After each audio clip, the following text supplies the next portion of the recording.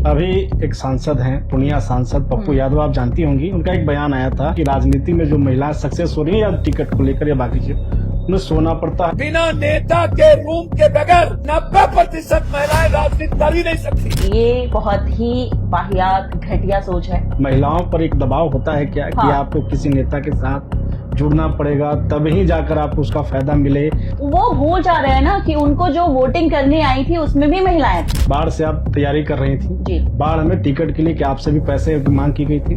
नहीं, बिल्कुल नहीं। मुझे तो लगता नहीं है कि महिलाओं को आरक्षण की जरूरत है। अभी कॉकरोच जनता पार्टी खूब चल रहा है, पूरे देश भर में सोशल मीडिया में चर्चा है। ये युवाओं को भटका रहे हैं या युवाओं को जागरूक कर रहे हैं? आपका नजरिया क्या है इसमें? ये कॉकरोच है और कॉकरोच की तरह फैलते हैं, फिर एक टाइम आएगा कि वे बिल में जाके छुप जाएंगे या मर जाएंगे। पेपर लीक हो जा रहा है, नीट जैसे एग्जाम के पेपर लीक हो जाने, तो चुनौती तो है सरकार के लिए। सरकार को इस पर जवाब देना चाहिए। 4 दिनों की चांदनी फिर अंधेरी रात वाली कहानी हो जाती है। मैं तो कभी नहीं जुड़ी कॉकरोच जनता पार्टी से, कभी उनका सपोर्ट नहीं बनी थी। आज आपको चिढ़ है क्योंकि आप भाजपा में हैं? नहीं, ऐसा नहीं है। पटना का माहौल क्या दिखता है? ये बेटियों के लिए सुरक्षा के दृष्टिकोण से पटना में सुरक्षित हैं? और मेरे साथ जितनी भी बेटियां हैं, महिलाएं हैं, वो भी सुरक्षित। विधानसभा चुनाव गुजर गया, लेकिन समस्या क्या दिखता है जो अब इतने साल बाद भी लोग उसको झेल रहे हैं? अगर मौका मिला, जनता ने मौका दिया, तो उस पर ज्यादातर आप जोर देंगे काम करने के लिए। क्या दिखता है बाढ़ में समस्या? जब मैं वहाँ के हॉस्पिटल विजिट करने के लिए गई तो मुझे ऐसे कई केसेस दिखे जिसपे कोई काम नहीं कर रहा। मैं शिक्षा पे काम कर रही थी, मैं रोजगार पे काम कर रही थी। बिहार को लोग बेच रहे हैं, बिहार की कहानियों को बेच रहे हैं, गाँव को बेच रहे हैं, लेकिन बिहार में फिल्म नहीं बन रहा है। जितने भी यहाँ के छुपे कलाकार हैं उनको निकालूंगी और उनको सीखने का मौका दूंगी। काफी आर्टिस्ट भी हैं जो बॉलीवुड इंडस्ट्री के हैं, वो हमारे साथ आएंगे। कहाँ पर कमी है जिस वजह से लोग बिहार में फिल्म बनाना नहीं चाहते? गैंगस्टर कुछ नहीं कर सकता, वो लोकल लेवल पे ही बस अपनी गैंग बना के लोगों को बेवकूफ बनाता है। कि धरातल से जुड़ी हुई चीजें आप निकालें और उसको कंटेंट प्लस कॉन्टेक्स्ट बना के मार्केट में परोसें। और अब याद रखिएगा कि वो बिहार नहीं रहा, अब का बिहार नया बिहार है। जी नमस्कार, मैं हूं राज पाठक और आप देख रहे हैं बुलेट न्यूज टीवी। बिहार बढ़ रहा है और बिहार को बढ़ाने में जितना योगदान राजनेताओं का है, आम जनता का है, उतना ही योगदान बिहार की बेटियों का भी है। हमारे साथ में बाढ़ की बेटी नेहा सिंह है जो अब बिहार की बेटी बनने वाली है। तमाम बिहार के लोगों को बड़े पर्दे पर लाने का एक सपना लेकर आगे बढ़ी हैं और हमारे साथ जुड़ी हुई हैं। स्वागत है आपका नेहा सिंह। बहुत बहुत प्रणाम। ये जो नया नाम आने वाला है आपके लिए, बिहार की बेटी, बाढ़ की बेटी से आप प्रचलित हैं और कहीं भी सोशल मीडिया पर आपका नाम अगर कोई डाले तो आपका चेहरा दिखता है। तो ये जो बिहार की बेटी बनने का एक प्रोसेस है, क्या कहेंगे, कैसा अनुभव हो रहा है और बिहार में कितना मजा आ रहा है? देखिए, मैं तो यहाँ की जन्मी हूँ और आप सभी को बहुत बहुत शुभकामनाएं। पहली बात कि आप लोगों ने हमें यहाँ पे बुलाया और बहुत बहुत thanks to you, all of you, सभी को। मैं बाढ़ की पैदाइशी हूँ। मैं बाढ़ से, मेरा जन्मभूमि है और यूँ कहूँ तो बाढ़ की बेटी का नाम मुझे बाढ़ वासियों ने ही दिया। बिल्कुल। मैं तो नेहा सिंह बन के मतलब जो पैदा ली थी, जो मुझे नाम मिला, उसी से मेरा जो कॉन्सेप्ट था उससे आगे बढ़ता गया। पढ़ने लिखने गई, बाहर आई, फिर मैंने जब यहाँ पे सोसाइटी से जुड़ के जब काम करना शुरू किया, मेरा एक फाउंडेशन है, राम लक्ष्य फाउंडेशन, जो मैंने अपने दादा दादी के नाम पे इसको रखा था। तो एकदम से ऐसा मन हुआ कि मैं जाकर मतलब बाढ़ के लिए कुछ करना चाहिए। मैंने काफी जगह पे, काफी स्टेट पे काम किया, लेकिन मुझे जब ये फील हुआ तो मैं आई करने के लिए। और जब यहाँ के लोगों से जुड़ी और बाढ़ वालों ने जो मुझे प्यार दिया और उन्होंने मुझे एक नाम दिया, बाढ़ की बेटी, तुम फलाना। अब वो होता है ना, हम लोग गांव में यूज करते हैं कि अरे तुम बबलू की बेटी हो, तुम वो उपेंद्र बाबू की पोती हो, तुम फलाना की बेटी हो। ऐसा जो पहचान मिलता है वो नहीं मिला। उन्होंने जो मुझे पहचान दिया वो नाम बहुत बड़ा था। मतलब एक विधानसभा है, वो बाढ़ एक क्षेत्र है, उसको उत्तरकाशी बोलते हैं, मिनी चित्तौड़ बोलते हैं। तो उसका बेटी बोलना अपने आप में एक स्वाभिमान दिखाता है। मतलब मुझे बहुत गर्व फील हुआ कि लोग कहते हैं कि बेटियां पराया धन होती हैं और यहाँ बेटियां पराया धन नहीं, बेटियां अपनी हैं। बिल्कुल। और उस नाम को लेकर मैं आगे बढ़ी और आज मुझे भगवान ने चाहा तो मैं बिहार की बेटी क्या पूरे हिंदुस्तान की बेटी बन के बिल्कुल। दिखाऊंगी। एक सवाल ये होगा कि बाढ़ में आप लगातार प्रयास की, आपके दादा परदादा भी आपके राजनीतिक क्षेत्र में रहे, सामाजिक क्षेत्र में भी रहे, मुखिया जी से प्रसिद्ध हुए, जी कितना फायदा मिलता है, मतलब उस नाम का कितना कुछ आपको बेनिफिट मिला आगे जाकर? देखिए, कहीं ना कहीं जो मैंने आज तक की राजनीति देखी है उसमें फायदा तो मिलता है। कुछ लोग लेगेसी के नाम पे आगे बढ़ते हैं, चीजें होती हैं। हमारे परदादा जी थे मुखिया और कोई राजनीति पॉलिटिकली बहुत ज्यादा इन्वॉल्व नहीं थे, और हमारे बीच जनरेशन गैप पर दादाजी और उसके बाद दादाजी, फिर पापा, फिर मैं, हम उस जनरेशन के हैं। तो वो जनरेशन गैप को फिल करना मेरे लिए बहुत मुश्किल था। और बात की जाए कि जो हमारे परदादा जी, वो कहते हैं ना कि आप जो भी करते हैं उस कर्म का फल इसी जन्म में मिलता है, वो चाहे आपको मिले या आपके बच्चों को मिले। तो मेरे परदादा जी एक बहुत अच्छे समाज सेवी थे। मेरी परदादी जी भी समाज सेविका थी। उन्होंने एक मुखिया जैसे छोटे पद को संभाला। उनका एक वर्चस्व था उस टाइम पे, जैसे गरीब बच्चियों की शादी करवा देना, जो मतलब नौकरी चाकरी नहीं कर रहे थे उस टाइम पे, उनका व्यवस्था देखना, सब कुछ करते थे। तो कहीं ना कहीं तो मैं ब्लेस्ड हूँ कि उनकी वजह से मुझे भी उनका आशीर्वाद मिला कि मुझे आज जो शक्ति चाहिए एक लड़की को आगे बढ़ने की, वो मुझे मिली, और वो यूनिवर्स से मिली, वो पावर मुझे वहां के लोगों से मिली। और ये आशीर्वाद तो उन्हीं का है, और उनके नाम से मुझे बहुत चुनौतियां तो बहुत आई, लेकिन वो चुनौतियां अपने आप से खत्म भी होती चली गई। बाढ़ से आप जुड़ी रही लगातार, अभी भी जुड़ी हुई हैं आप, तो विधानसभा चुनाव गुजर गया, लेकिन समस्या क्या दिखता है जो अब इतने साल बाद भी लोग उसको झेल रहे हैं और आप उस नजरियों को देख रही हैं? अगर मौका मिला, जनता ने मौका दिया, तो उस पर ज्यादातर आप जोर देंगे काम करने के लिए? क्या दिखता है बाढ़ में समस्या के तौर पर? देखिए, समस्याएं तो बहुत सारी हैं, ये तो मुझे दिखा क्योंकि मैंने बहुत ही ग्राउंड लेवल पे काम किया। इसमें किसी का दोष नहीं है। मैंने जो समस्या देखा, यूथ के बीच देखा, महिलाओं के बीच देखा, जो उनको कोई समझा नहीं सकता, उनका कोई मार्गदर्शन नहीं है। जब मैं वहां पे जुड़ी तो लोग मुझसे ज्यादा अटैच्ड क्यों हुए? क्योंकि एक तो मैं युवा हूँ, सॉरी, और महिला भी हूँ। तो महिलाएं खुल के बात करने आती थी। उनको लगता नहीं, पहली बार बाढ़ में कुछ ऐसा हुआ है जिसमें एक महिला जो है महिला के साथ खड़ी है, हम कुछ बोल सकते हैं। और मैंने क्या किया था, मैंने अवेयरनेस फैलाया था। मैं महिलाओं को ये बताई थी जैसे कि अगर आपके पीरियड्स का टाइम चल रहा हो तो आप उसमें मतलब झेपे ना, उसको खुल के लाएं। जब मैं वहां के हॉस्पिटल विजिट करने के लिए गई तो मुझे ऐसे कई केसेस दिखे जिसपे कोई काम नहीं कर रहा, लोग आते हैं, फोटो खिंचाते हैं, चले जाते हैं। बिल्कुल। तो मुझे ये चीज बहुत बुरा लगा कि आज के टाइम पे मतलब कहीं ना कहीं हमारा देश बहुत आगे बढ़ रहा है और हम अपने जमीनी स्तर पे काम ना करके अपने जन्म स्थान को नहीं वहां पे फलीभूत कर रहे हैं। तो फिर इसका कोई फायदा नहीं है कि हम चाहे कितना भी आगे बढ़ जाएं, कितने लोगों के लिए काम कर लें। तो ये एक दिल से आवाज आई और मैंने उस पर काम करना शुरू किया, लोगों से जाके मिलना शुरू किया, विलेजेस में जाना शुरू किया, बच्चियों से मिली, उनकी शिक्षा, उनके रोजगार, सब पे काम किया मैंने जितना हो सके, जैसा कि आप लोग देख भी रहे हैं और सोशल मीडिया में भी चीजें हैं काफी कुछ।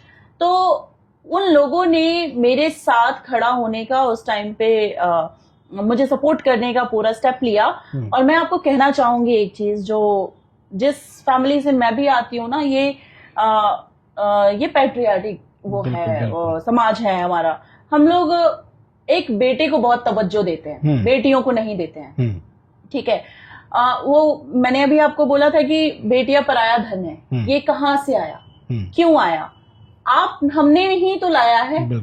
हमने जब सबको सारा स्टेप शुरू ही होता है अपने फैमिली से, अपने परिवार से। आप इस माहौल में देखिए, सोसाइटी में पहले जब बेटियां पैदा होती थी तो भ्रूण हत्याएं कराई जाती थी।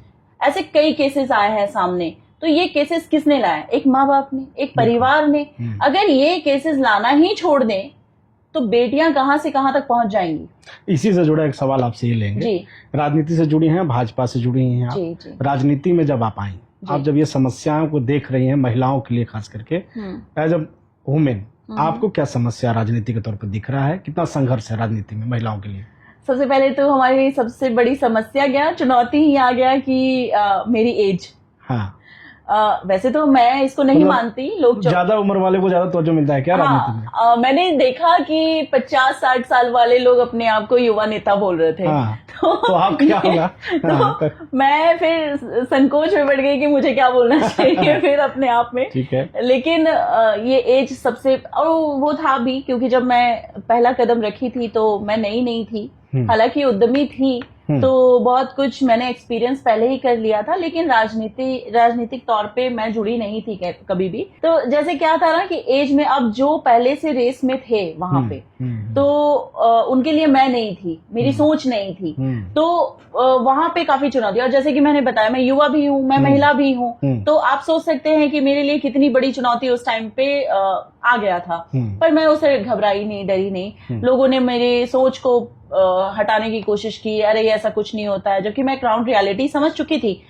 लोगों को डेवलपमेंट चाहिए। मैं शिक्षा पे काम कर रही थी, मैं रोजगार पे काम कर रही थी, मैं युवाओं को जोड़ रही थी वहां पे, लेकिन उस टाइम पे मतलब मुझे काफी दबाने की कोशिश की जा रही थी। और कहीं ना कहीं जो बहुत सालों से लगे हुए हैं, जो उस परिवेश में पले बढ़े हैं, वो कोई नहीं चाहता कि मेरा कंपटीशन किसी और से हो और आज के नए लोगों से हो। तो उनको कहीं ना कहीं ये फील हो रहा था। पर मेरे लिए सबसे पहली चुनौती तो एज आई, और दूसरी चुनौती ये आई कि मैं महिला हूँ।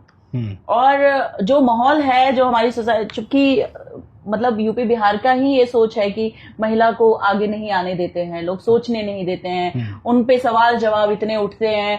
तो कोई भी अगर किसी के घर में मैं पूछती हूँ कि बेटियां हैं, तो ना माँ बाप चाहेंगे कि हमारी बेटियों का कोई अपमान करे। तो सबसे पहले ये सोच बदलने की जरूरत है, बिल्कुल महिलाओं को सम्मान देने की जरूरत है। एक सवाल इस पर आपसे लेते हैं। राजनीति में आप एक्टिव हैं, अभी एक सांसद हैं, पूर्णिया सांसद पप्पू यादव, आप जानती होंगी। उनका एक बयान आया था किसी चुनाव के बाद कि महिलाओं को लेकर के, कि राजनीति में जो महिलाएं सक्सेस हो रही है या टिकट को लेकर या बाकी चीज, उन्हें सोना पड़ता है, या 19% वैसी महिलाएं हैं। कैसे देख रही हैं आप? एक तो ये बड़ा आरोप था। पहले तो ये सवाल ही अजीब सा है। महिलाएं क्या, मतलब मुझे तो लगता है सबको ही सो के ही सक्सेस, जब तक आदमी सोएगा नहीं तब तक आदमी आगे काम कैसे करेगा? पहले आप ये बताइए कि जो आदमी को रेस्ट करने की तो जरूरत होती है, और रेस्ट मतलब तो राजनीति में महिलाओं पर एक दबाव होता है क्या कि आपको किसी नेता के साथ जुड़ना पड़ेगा, तब ही जाकर आपको उसका फायदा मिले, टिकट मिले या कहीं बड़ा पद मिले? ऐसा कुछ दबाव कभी आप देखी, अपने आसपास में देखी, कुछ ऐसा फील हुआ? नहीं, ये बहुत ही वाहियात घटिया सोच है। मैंने भी ये चीज सुना था, हालांकि मैंने इसको बहुत अलग वे में लिया क्वेश्चन को। ये बहुत ही घटिया सोच है, और मुझे मानना है कि जिन्होंने ये बात कही उनको माफी मांगी है उन्होंने, और भी उनको शर्मसार भी होना चाहिए था, क्योंकि 90% महिलाएं, आप जिनके घर में, इस बयान से तो महिलाओं की चुनौती बढ़ जा रही है ना। जब ऐसे सोच के लोग रहेंगे तो फिर वो भूल जा रहे हैं ना कि उनको जो वोटिंग करने आई थी उसमें भी महिलाएं थी। बिल्कुल, है ना। उन पे किसी तरह का दबाव नहीं हुआ, और उनके घर में खुद की बीवी भी राजनीतिक दौर से गुजर रही है, तो उसमें तो कोई दबाव नहीं उन पे दिया गया। अब वो उनकी सोच इतनी घटिया हो सकती है, ये तो भाई मतलब इसका कोई जवाब ही नहीं है, स्पीचलेस है। और मुझे लगता है कि उनकी सोच बदलने की जरूरत है, लोगों की सोच बदलने की जरूरत है। जब वो साफ रहेंगे तभी उन्हें माहौल भी साफ दिखेगा। एक सवाल इस पर, बाढ़ से आप तैयारी कर रही थी जी, बाढ़ में टिकट के लिए क्या आपसे भी पैसे की मांग की गई थी? नहीं, बिल्कुल नहीं। मैंने जो किया, अपने प्रेशर, अपने काम को दिखाया, अपने जनता को दिखाया। जनता के साथ मैं काम करती थी और जनता के साथ मैं आगे बढ़ती थी। कोई पैसे वगैरह का डिमांड नहीं हो रहा था? नहीं, कभी नहीं। और मैं जिस पार्टी से जुड़ी हूँ वो पार्टी बहुत ही सक्षम पार्टी है कोई, और मैं इतनी बेवकूफ भी नहीं हूँ, मुझे सब कुछ पता है कि पैसे क्यों। अगर आप काम करते हो तो आपका काम बोलता है, बिल्कुल, है ना। अगर मैं आपके हिसाब से या दुनिया के हिसाब से अगर मैं बहुत कम समय में कुछ काम कर रही हूँ, वो कैसे दिखा? क्योंकि मैंने किया। अब जो करेगा ही नहीं उसका काम क्या, मतलब वोटिंग के टाइम पे, इलेक्शन के टाइम पे 10 महीने पहले से आप जाग के सोचोगे कि मैंने जनता को बेवकूफ बना दिया, तो वो काम तो कभी नहीं दिखता है, ना ही बोलता है। बिल्कुल। एक सवाल आरक्षण को लेकर के, महिलाओं को आरक्षण देने पर जोर ज्यादा करते हैं, कोई भी राजनीतिक पार्टी हो, विपक्ष हो या फिर एनडीए हो, तमाम लोगों का जोर है महिलाओं को आरक्षण देने पर। आप विमेन हैं, कैसे देख रही हैं इसको? आरक्षण मिलना चाहिए, किस आधार पर, कैसे मिलना चाहिए? मुझे तो लगता नहीं है कि महिलाओं को आरक्षण की जरूरत है। मुझे लगता है कि महिलाओं एक बेटी जब पैदा होती है तो उनके घर से ही उनको सपोर्ट सिस्टम ज्यादा मिलना चाहिए, उनकी सोच बदलनी चाहिए। और जितना हम फोर्स करते हैं, जिस फैमिली से मैं भी बिलोंग करती हूँ उसमें भी बेटों को ज्यादा फोर्स किया, बेटों के लिए ज्यादा प्यार होता था, चीजें ज्यादा होती थी कि बेटे तो यहाँ हमारे भविष्य को उजागर करेंगे, हमारी नेक्स्ट कुर्सी संभालेंगे। पर मैंने उस सोच को बदला। क्यों बदला? क्योंकि ऐसा कुछ भी नहीं है, ये दकियानूसी बातें हैं। ये किसने बनाया? मेरा तो साफ साफ क्वेश्चन था अपने फैमिली से, पर उसको बदलने के लिए स्टेप बाय स्टेप चलना पड़ता है। और आरक्षण और प्रशिक्षण दोनों की जरूरत हर किसी को होती है। आप नौकरी करने जाते हैं, मैं पूछती हूँ क्या आप बिना ट्रेनिंग लिए आप नौकरी कर पाएंगे? नहीं। प्रशासनिक भी करते हैं अगर, तो बिना ट्रेनिंग के आप वहां तक, चाहे फौजी हैं, बिना ट्रेनिंग के तो आप फौजी नहीं बन पाएंगे। बिल्कुल।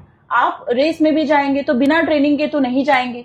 हर चीज का प्रशिक्षण जरूरी होता है। खासकर महिलाओं को चाहिए प्रशिक्षण राजनीति में आने के लिए, क्योंकि अभी भी उन लोगों के मन में डर है राजनीति को लेकर। नहीं, इवन मैं कहूंगी, मैं एक युवा भी हूँ, मैं महिला भी हूँ, मुझे जो कोई भी सुन रहे हैं, ऐसा कुछ नहीं है। ये सिर्फ एक भ्रम फैलाया गया है कि राजनीतिक बहुत खराब है, राजनीति में उल्टी सीधे चीजें होती हैं। ऐसा कुछ नहीं है। आज की राजनीति पहले की राजनीति से बिल्कुल अलग है। आप देखिए ना, मौर्य के टाइम से, राजा रजवाड़े के टाइम से, जिन्होंने भी, क्या वो राजनीति नहीं करते हैं? राजा की नीतियों को ही राजनीति कहते हैं। एक राजा जानता है उसे प्रजा कैसे खुश रखना है, उसकी प्रजा का पालन पोषण कैसे होगा। उसमें कोई गलत बात नहीं थी, कुछ नहीं थी। क्या राजा की बेटियां नहीं राजनीति करती थी? अगर किसी युद्ध में उनके पिता की मौत हो जाती थी या उनके पति का मौत हो जाता था तो वो रानी बनके पूरे प्रजा को, पूरे स्टेट को लेकर चलाती थी।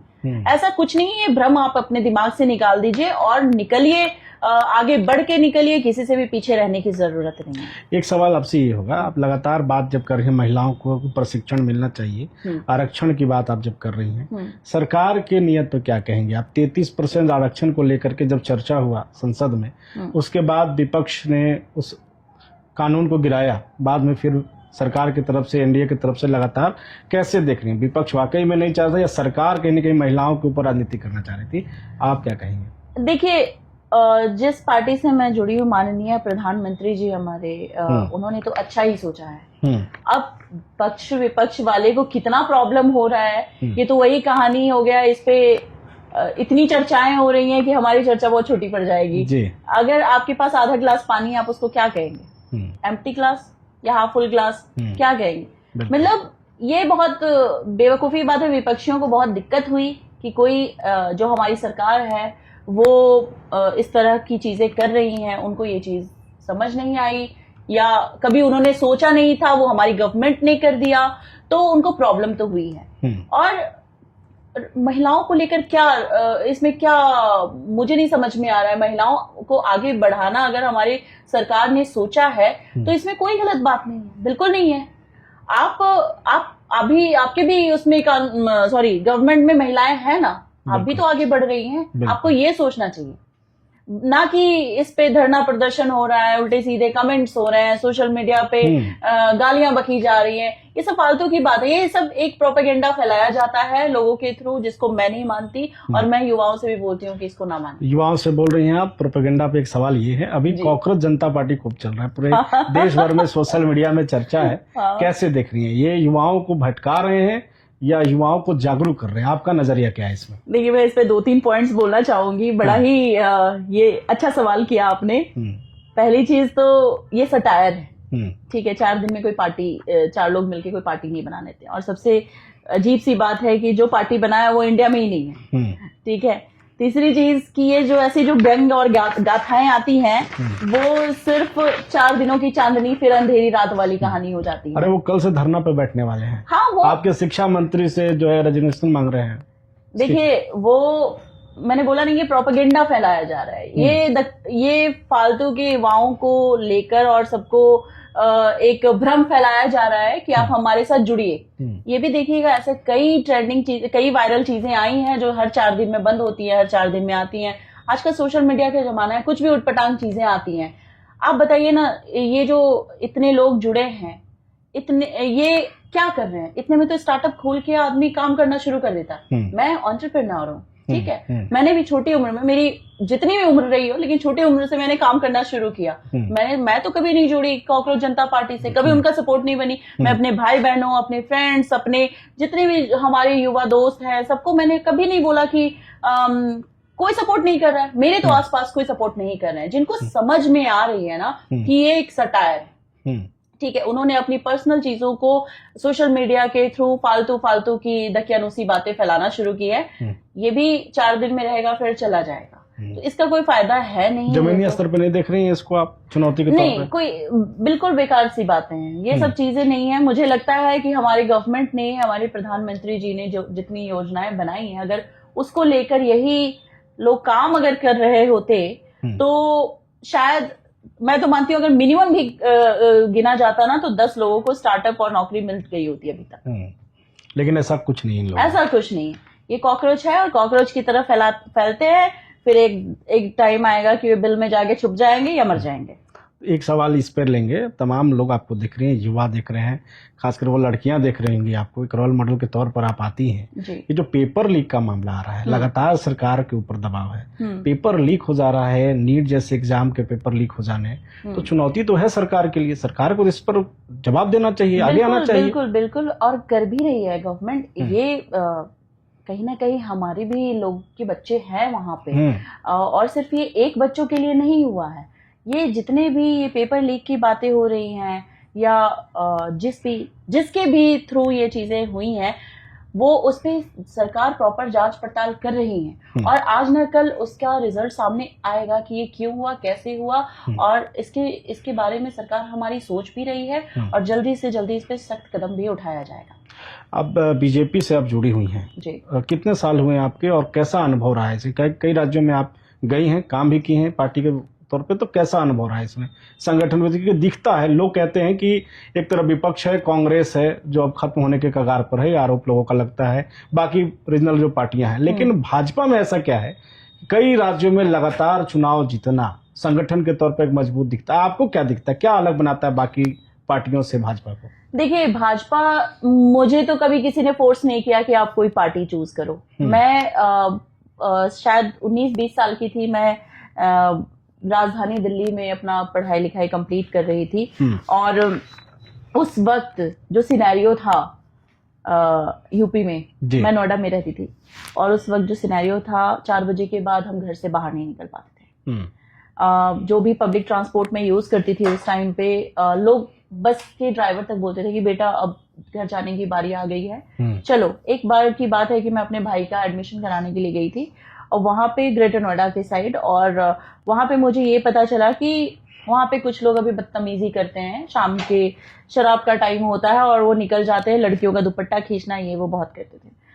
लेकिन जो चेंजेस मैंने देखे 2017 के बाद, जब हमारी सरकार में योगी आदित्यनाथ जी आए, तो उस टाइम से जो चीजें ड्रास्टिक चेंजेस हुई, वो तारीफ के काबिल था। और आज देखिए, हम काम करके, मैं तो एंटरप्रेन्योर हूँ, मुझे तो सुबह से शाम तक कभी भी काम आता रहता है, मैं जाती हूँ, मुझे कोई प्रॉब्लम नहीं है। इवन सब लोग सपोर्ट करते हैं। अगर आप कहीं, मुझे लगता है, अगर आप किसी, भगवान न करे कि कोई कभी इस सिचुएशन में फंसे, लेकिन अगर आपको कभी किसी की मदद की जरूरत है, तो आपको लोग सपोर्ट करने के लिए, हेल्प करने के लिए बिल्कुल नहीं हिचकिचाएंगे, वो घर तक छोड़ के आराम से जाएंगे। तो ये पार्टी मैंने खुद से चुना है। जब कहते हैं ना, हमारा नेता बहुत मजबूत है, 24 घंटा काम करता है, मतलब सोना जागना ये तो बात की बात है, लेकिन जब वो काम करके नेशनली और इंटरनेशनली अपने कंट्री को डेवलपमेंट की ओर लेके जा रहा है, तो आप उससे आप इंटरेस्टेड होते हो, आप वो काम देखते हो। देखिए, जो हम और आप कितना भी बोल ले, लेकिन जो परिवार का मालिक होता है ना, अगर हमारे दादाजी ने वो काम किया होगा ना, तो सारे बच्चों के लिए किया होगा। बिल्कुल, वो एक को नहीं देखते। वो जिस कुर्सी पे हैं, सॉरी मैं टोकना चाहूंगी, उसमें हो सकता है कि किसी के लिए कोई चीजें उनकी मर्जी से ना हो रही हो, आप अपनी बात रखिए, लेकिन इतना प्रोपेगेंडा लोगों को इतना मतलब डिस्ट्रैक्ट करके, उनका यूटिलाइज करके जो कर रहे हैं लोग आजकल, इससे मुझे चिढ़ है। एक मुझे लगता है कि मेरी जो एनर्जी आज आपको चिढ़ है क्योंकि आप भाजपा में हैं? नहीं, ऐसा नहीं है। मैंने राजनीति ही चुना है लास्ट ईयर। इससे पहले मैं जुड़ी रही हूँ, लेकिन मैंने क्यों चुना बीजेपी? क्योंकि बीजेपी में मुझे हमेशा वो स्ट्रांग पर्सनालिटी, वो स्ट्रांग क्या उसको बोलते हैं, जो सिचुएशन को सॉल्व करने वाले, वो हमें बीजेपी में मिले हैं, बीजेपी के अंदर मिले हैं। हमने उससे बीजेपी के पहले भी, जैसा मैंने आपको एग्जांपल दिया, उसमें भी मैंने देखा कि उस time I think Akhilesh Yadav की सरकार थी और उस टाइम पे सिचुएशन इतनी क्रिटिकल थी, लोग, लड़कियां नहीं निकल रहे, लड़कों की तो आप बात ही मत कीजिए, महानगर की बात कर रही हूँ मैं। तो जब मैंने अपनी आंखों से देखा तो मैं किसी और पे ट्रस्ट क्यों करूं? और मैंने आज ये भी देखा कि जब से भाजपा हमारे साथ हुई, या भाजपा हमारी जो 22 स्टेट में आई है, उसके बाद उसकी स्थिति परिस्थिति चेंज हुई है। बिहार की बात करें, बिहार की बेटी बनने वाली हैं आप जी। पटना की बात की आपकी, पटना से शुरुआत आप जब की, पटना का माहौल क्या दिखता है आपको? ये बेटियों के लिए सुरक्षा के दृष्टिकोण से पटना में सुरक्षित हैं महिलाएं, बेटियां? देखिए, मैं बाढ़ की बेटी हूँ और मैं सुरक्षित हूँ, और मेरे साथ जितनी भी बेटियां हैं, महिलाएं हैं, वो भी सुरक्षित हैं। और जो आप अभी आरक्षण और प्रशिक्षण की बात कर रहे थे ना, हर बेटियों को स्टेप लेने के लिए सिखाना होगा। ठीक है, लोग तो डिस्टर्ब करेंगे, लोगों की मेंटालिटी है कि आप अपने आगे किसी को खुश नहीं देख सकते हो, आप अपने आगे किसी को चलने नहीं दे सकते हो, उससे लड़ना कैसा है? इफ सारी बेटियां फाइटर हैं, तो जब फाइटर बनके वो निकलेंगी ना रोड पे, तो उनको छेड़ने की औकात और हैसियत कोई नहीं रखी। लगातार राजनीति से जुड़े बात तो कर ही रहे, लेकिन जिसका परिचय मैंने आप शुरुआत में अपने दर्शकों से कराया कि आप बड़े पर्दे पर बिहार लाना चाहती है, बिहार को लाना चाहती हैं, कैसे दिख रहे जो काम है? सबसे पहले तो एक छोटा सा संक्षेप में कहें कि अपने काम के बारे में हमारे दर्शकों को जरूर बताएं। जी, मैं रीजनल डायलेक्ट पे काम करती हूँ, क्षेत्रीय भाषाओं के ऊपर, और कलाकारों के बीच काम करती हूँ। कलाकारों को उनके क्षेत्रीय भाषा में उनको जो भी एक्टिंग सिखाना होता है, या मतलब फिल्म से रिलेटेड जितने भी वर्कशॉप्स होते हैं, वो मैं प्रोवाइड कराती हूँ। वो मैं हर जगह करा रही हूँ। तो बिहार में मैं चाहती हूँ कि बिहार के जो यहाँ के जो लोग हैं, वो यहाँ के लैंग्वेज में आगे बढ़े। उनको बहुत ज़्यादा दूर जाने की ज़रूरत ना हो कि दिल्ली और कोलकाता में उनको फाइनेंशियल क्राइसिस में भी है और उनको प्रॉब्लम हो रही है। तो उसके लिए मैं पटना में, औरंगाबाद में, सीतामढ़ी में और गया में, साथ साथ बाढ़ में, ऐसे ऐसे जगहों पे मैं अपना इनिशिएटिव स्टार्ट करना चाह रही हूँ। और वहाँ पे बच्चों को एज मच एज पॉसिबल मैं वहाँ पे उधर की व्यवस्था ला के यहाँ पे बैलेंस करवाऊंगी, और जितने भी यहाँ के छुपे कलाकार हैं उनको निकालूंगी और उनको सीखने का मौका दूंगी कि अगर उनको फिल्म में जाना है, या सिंगिंग कंपटीशन में जाना है, डांस कंपटीशन में जाना है, प्लेइंग कंपटीशन में जाना है, किसी भी स्पोर्ट्स फील्ड हुआ, कुछ भी हुआ, तो वो खुद की तैयारी यहाँ रह के कर पाए, एक मैनेज्ड वे में कर पाए। तो उसके लिए मैं प्रयासरत हूँ। साथ साथ फिल्म सिटी में अभी जो बनने वाला है, उसके अंदर मैं फिल्म एकेडमी ओपन करने वाली हूँ। और मेरा ऐसा रहेगा कि काफ़ी आर्टिस्ट भी हैं जो बॉलीवुड इंडस्ट्री के हैं, वो हमारे साथ आएंगे, यहाँ के बच्चों से मिलेंगे और इनॉग्रेशन कराएंगे, और साथ साथ यहाँ रह के शूट भी करेंगे आप और हम लोगों के बीच। एक सवाल ये होगा, देखा जा रहा है कि बॉलीवुड में या कहीं भी कोई भी बिहार को लोग बेच रहे हैं, बिहार की कहानियों को बेच रहे हैं, गांव को बेच रहे हैं, लेकिन बिहार में फिल्म नहीं बन रहा है। और चूंकि आप इस क्षेत्र से जुड़ी हुई हैं, क्या लगता है आपको कहाँ पर कमी है जिस वजह से लोग बिहार में फिल्म बनाना नहीं चाहते, काम करना नहीं चाहते? रीजन कुछ ऐसा रहा है कि हमारी हिस्ट्री ऐसी रही है, हमारी बिहार की हिस्ट्री खराब रही है जी।